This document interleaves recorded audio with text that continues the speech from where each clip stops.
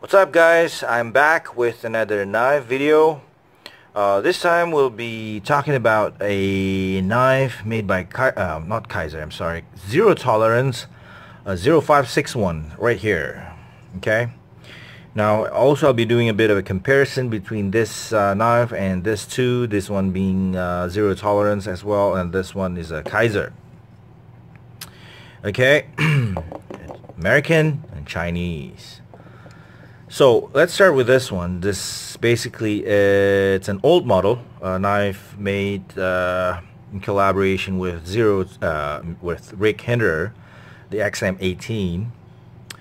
And this knife is an old knife. It's been discontinued, but I just got it yesterday. Got it used in mint condition. Extremely smooth, very well made. It's a sweet knife. Alright, now this knife, look at the milling on the G10. Beautiful, right? Blade centering is perfect. And check out the titanium lock bar.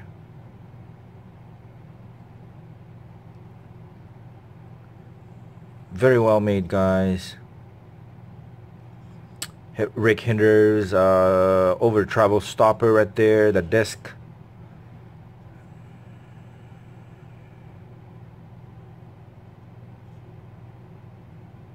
This knife is running on KVT ball bearing, which is Kershaw or Zero Tolerance own design. KVT stands for Kershaw Velocity Technology, if I'm not mistaken. It's very smooth. It basically looks like the regular ball bearing on a plastic disc. All right. Excuse me. Now this knife. Let's talk about how this knife compared to this. All right. Now this knife retails back when it was still for sale, available. It was, I think it was on sale for $260 something, about $260, and with the manufacturer suggested retail price, I think about $300. You know.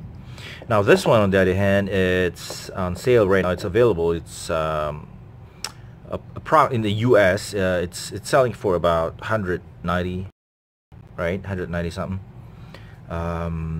Manufacturer suggested list price is retail price is about 200 something, but it's on sale. It's available usually for about 190 something. Now this knife, basically, I'm not sure if they this is a Kizer Caligine, all right, obviously. Right there, with featuring an S35VN blade steel. This one uses a LMAX, like most of Zero Tolerance knife. Okay.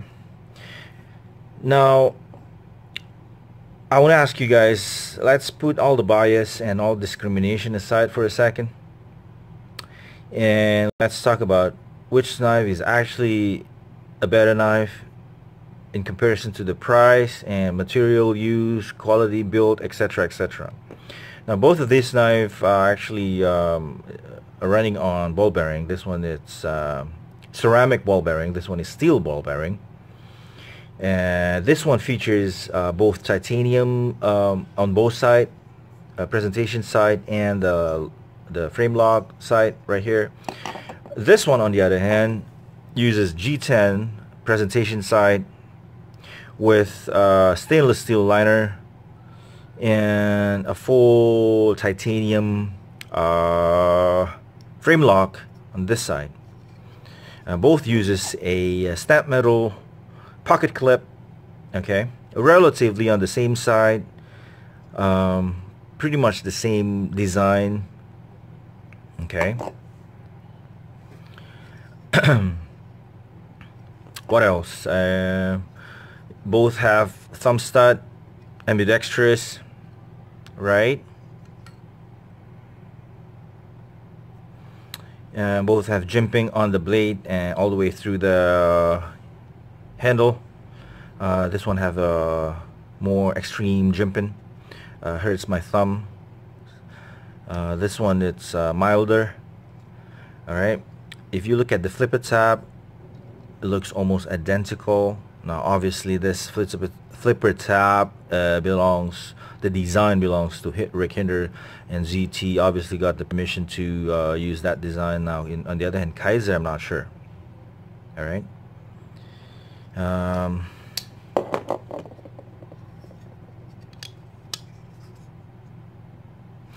This one have right hand or left hand carry with tip up or tip down. This one is only right hand carry, tip up and tip down as well. It's only right hand. Okay.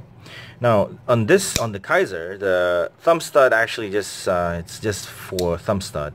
Doesn't work serve any purpose other than just for the purpose of opening the knife. If I can use it, there you go. Now the stopper is basically stopped by the pin right there. Now on zero tolerance knife, the thumb stud actually work as the stopper as well when upon opening. It does have the stop pin as well. Okay. On the detent, let's talk about the detent. Okay. Now, in my opinion, the Kizer obviously have a stronger detent than the zero tolerance.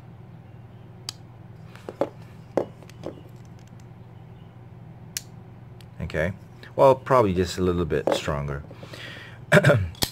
Now, as far as I'm concerned, Hinder's XM18 are notorious for having a very light detent. Now, this one is actually better, much better than Hinder's original design, and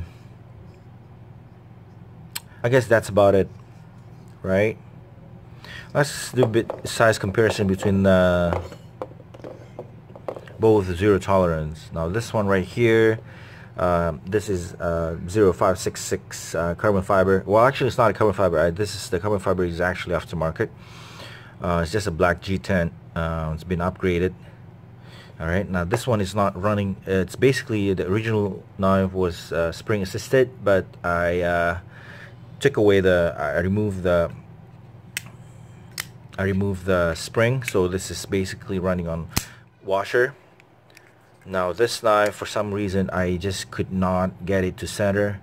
I've tried every single method. It just do not want to center, so I contacted zero tolerance, and they instructed me with step-by-step method. Still doesn't work, so they actually asked me to send this back, which I will not be doing, because sending it from Indonesia would cost me so much more than it's not worth it. So I'll just keep it as it is. Okay. It's a very nice knife. I've somewhat abused this knife, use it quite a bit. Okay, sharpen it, mirror shined it before. Probably not the best job, but you know, I try my best practicing my sharpening skills. This one is also running on LMAX black wash, 0566 black wash. Alright, now I've seen people making videos talking about the early, let's go back to this one, the early serial number. This one have I think considerably early serial number 80830. As far as I'm concerned, this knife is actually pretty good. It's quite perfect in a lot of ways, with very small imperfectness. If you check out the machining defect on the cutout right there, which does not affect the knife in any ways, but it's just to point out. Okay. Overall, the knife is actually pretty good. I love this knife because I've been wanting to get this for quite a while. Finally got it. Very excited. Okay. Now, let's go back to the Kizer. Let's talk briefly about what Kizer offers. Okay, Kizer basically have three versions, three offerings in their knives. So basically start from the lowest end, which is the Vanguard series, which uses mainly G10 scales, Alright, and then the Prime series, which is this one right here. Prime series being the better or higher end specs, if you want to call it like that. It's basically features both sides titanium, and you know, always on ball bearing. Well, not always. Most of them are on ball bearings, and ceramic ball bearings, and their design, in-house design. And then the third one being the Bladesmith series, which are basically collaborations of Kizer and numerous different kind of bladesmith from around the world. All right. Now this knife, I should mention briefly. Okay, I'll talk about it. You have a lot of drama behind it. As many of you know, Kizer have a problem with Tim Britton, a custom knife maker from the US. Back in 2012, basically both of them met and talked about a collaboration in secret. All right, not you know, collaboration like this. So basically, Tim requested Kizer to buy this knife right here. Okay, this model, but in secret. So Tim Britton will be selling that knife with his name on it, claiming that it's his custom handmade knives. But there's a catch. Okay, Kizer required a quota of about 100 knives, if I am not mistaken, within a year. Okay, don't quote me on all the details.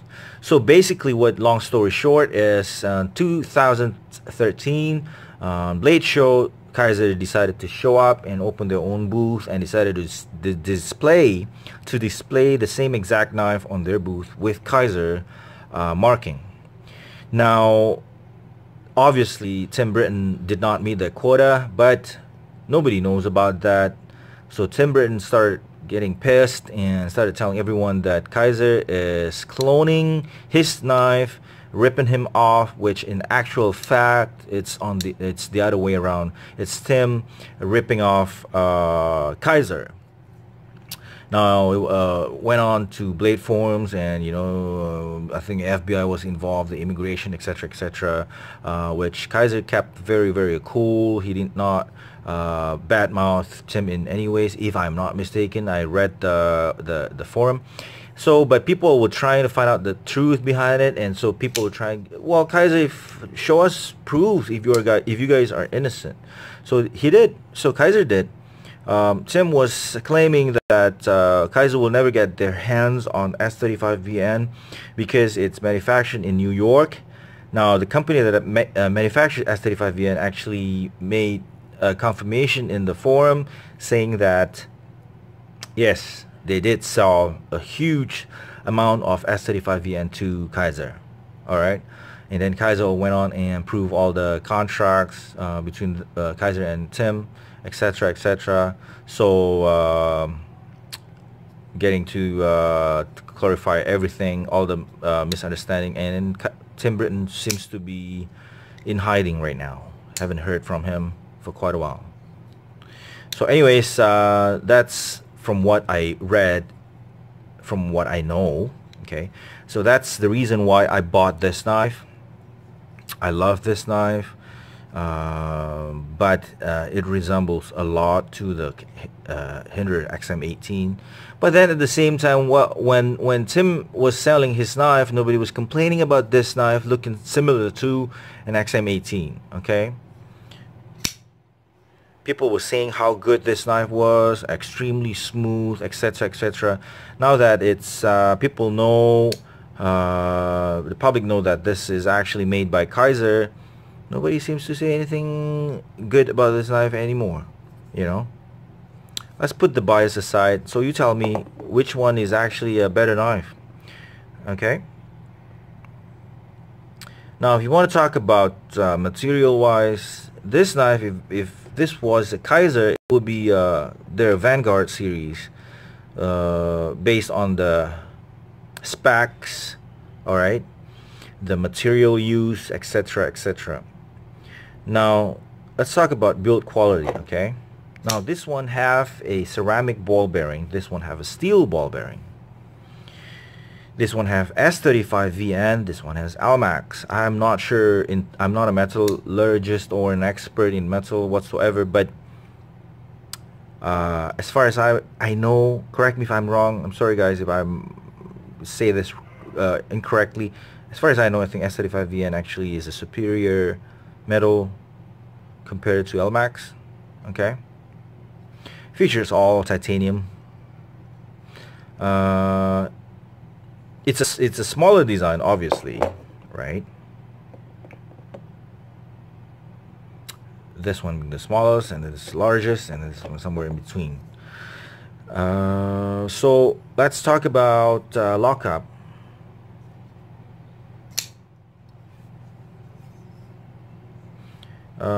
It's much. I don't even want to talk about what percentage of lockup. It doesn't matter to me, man. Like, if it's solid, it's solid.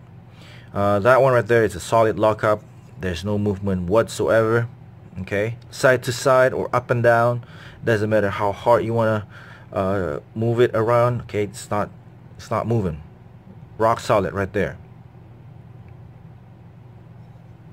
Okay, now let's try the zero tolerance. Side to side, extremely solid. Now up and down, let's see. Okay,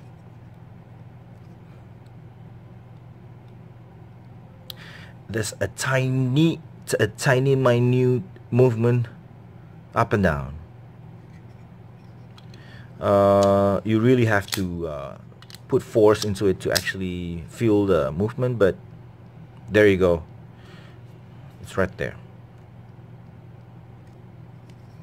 Alright, so there's a tiny movement. It's probably easily fixed by minor tuning of the knife and the lock bar.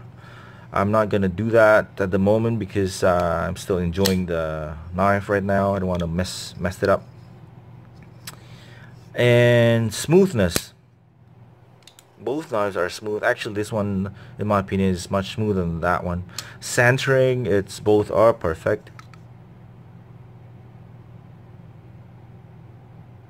Okay.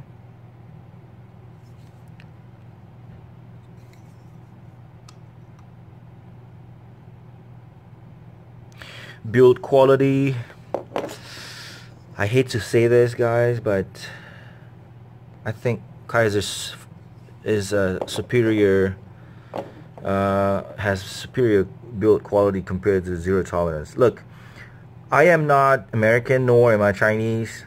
I am Chinese by descent. I'm not affiliated with any Chinese. Well, I sell Kizer in Riyadh, that's it, you know. But I collect all kind of knives as well. If you can see, look at my videos, I collect local knives, you know. Now, coming from a non-American point of view, I think Kizer is a much, well, in this three models, right? Well, with this two model, this is actually a much superior knife, okay, in every aspect. You want to put aside all the intellectual property aspect of things, copyright things, you know. You want to talk about build quality. If people who claim that Chinese products are crap, well, you guys don't know what you guys are talking about. China is basically an industry giant, so they have access to all kind of precision equipments, you know. They manufacture everything. Your iPhone is made in China. Come on, give me a break, right? So China is a country that actually, if you want to talk bad about China, is basically they don't have, I'm sorry about this, Chinese people, maybe they have a lack of moral, maybe, or ethics. But other than that, you want to talk about their quality, the stuff that they produce. They can produce a very high-end quality products, including knives. Now, maybe they don't really care about quality, etc., etc. All they care about is money. Maybe, well, I know Riyadh and Kizer do care about the quality. They manufacture one of the best quality knives out there in the world. It's only because they're made in China that their pricing are so much cheaper than if they were American, European, or South African. You know. Now, So I just want to put justice to Chinese knives out there. I'm not trying to defend anything, not just because I sell Kizer and Riyadh, but let's be fair, okay? You want to talk spec to spec, right? Go to a knife, compare it yourself, you know. Alright guys, I guess that's about it, you know. I hope I didn't piss anybody off. I'm just trying to make a non-biased comparison of two knives made from two countries that both sides hate each other in a way, to a certain extent. I am not from both countries, so I can freely comment on what I just said on this knife, I guess. Alright. Regardless, I love both of these knives. I will never sell these knives. I even love this. This is actually my first zero tolerance. I love all these three knives. To be fair and to be honest, I actually love this more than this, despite of this being a superior knife. Maybe I'm just bored with it because I just got this, and this has been with me for quite a while. So maybe first love phase of this knife.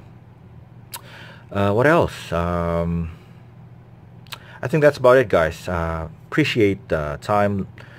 Please take my comments as lightly. This is just my opinion.